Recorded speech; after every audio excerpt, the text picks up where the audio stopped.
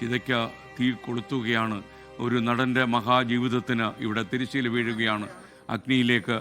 അഗ്നിയിലേക്ക് കടക്കുകയാണ് ഈ വലിയ ജീവിതം. ഈ മനുഷ്യൻ്റെ ഓർമ്മകൾ മുഴുവൻ ഒരു നൊമ്പരം പോലെ നമ്മളെ വേട്ടയാടുകയാണ്. ഈ ചിതയിൽ തീ പിടിക്കുമ്പോൾ ഞാൻ നേരത്തെ പറഞ്ഞതുപോലെ ഒരിക്കലും തീ പിടിക്കാത്ത കുറച്ചേറെ നല്ല കഥാപാത്രങ്ങൾ ഈ മനുഷ്യൻ്റെ ഇതിഹാസതുല്യമായ ജീവിതത്തിലുണ്ട് എന്നത് നമ്മളെ അഭിമാന പുളകിതരാക്കുന്നുണ്ട്.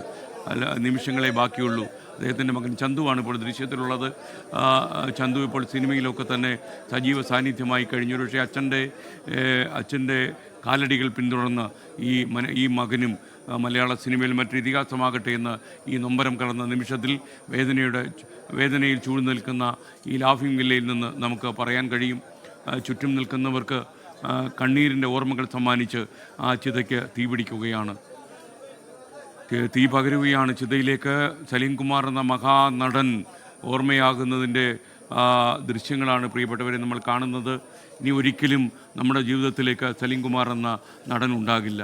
ഇനി ഒരിക്കലും മതപരമായ ചടങ്ങുകൾ എനിക്ക് വേണ്ടെന്ന് പറയുന്ന നടൻ സലീം കുമാറിനെ നമ്മൾ കണ്ടെന്ന് വരില്ല.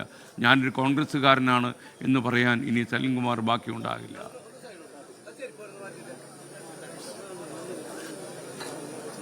മതാചാരപ്രകാരമുള്ള ചടങ്ങുകളെല്ലാം ഒഴിവാക്കുന്നു.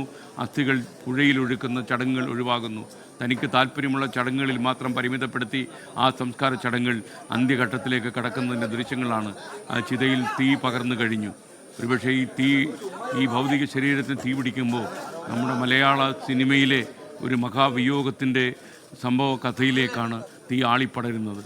ഈ കഥാന്ത്യം നമുക്കറിയാൻ കഴിയുന്നു. കുറച്ചധികം നല്ല വേഷങ്ങൾ കൊട്ടിയാടിയത് കൊണ്ട് തന്നെ ഈ മനുഷ്യൻ നമ്മുടെ ഏറ്റവും വലിയ നടനായി ജീവിക്കുക തന്നെ ചെയ്യും.